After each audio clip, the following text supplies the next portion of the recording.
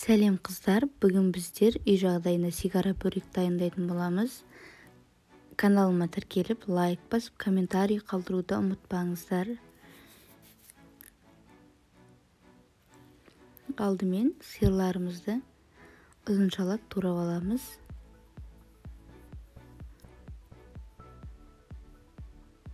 Сигара бөректің дайындалуы өте оңай. Үй жағдайында сатып алмай-ақ үй жағдайында жасауға болады. Мен қазір тек қана үй жағдайында жасайтын болдым. Сіздерге де кеңес беремін. Енді лавашымызды дайындаймыз.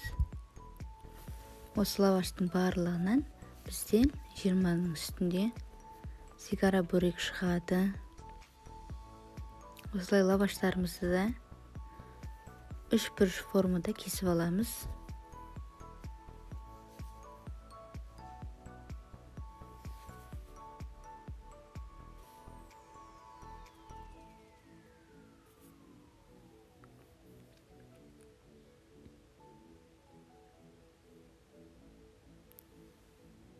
Осы әдіспен кесеміз.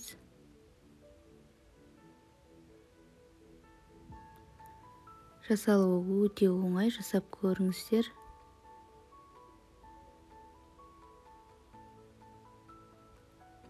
Енді осылай ораймыз.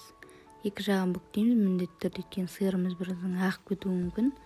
Сиырымыз сыртына ағып кетпес үшін сиырды осылай лавашпен екі жағымен орап аламыз, жауып аламыз.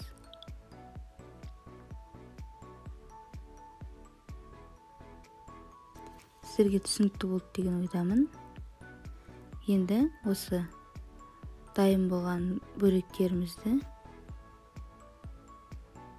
жаңағы лаваштан осыншама бөрек шықты. Енді газымызды жағып, табамызға майымызды құйып қыздырамыз.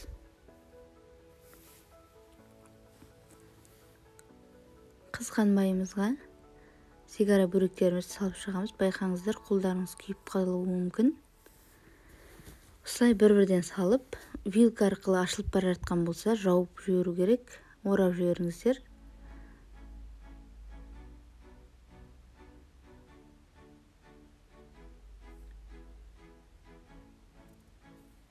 Сигара бөректің алдын артын айналдырып отырып пісіреміз. Өте жылдам пісіп қалады, сондықтан алысқа кетпей жанында жүріп пісіруге кеңес етемін.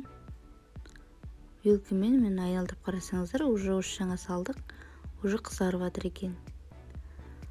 Дайындалуы өте оңай. Осылай айналдырып отырып қуырып аламыз екі жағын. Енді дайын болған бөректерімізді ыдысымызға салып аламыз.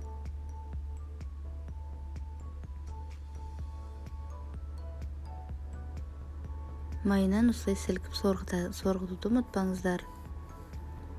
Енді қалған бөректерімізді салып, сіздерге одан әрі түсінікті болу үшін көрсетіп жіберейін.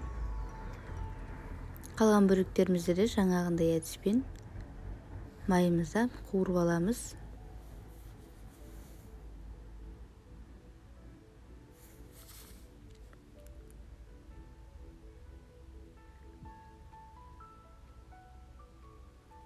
Бөректеріміз дайын болды.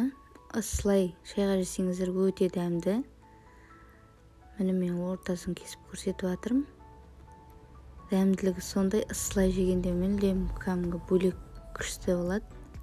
Жасап көріңіздер. Каналыма тіркеліп, лайк басып кетуді ұмытпаңыздар.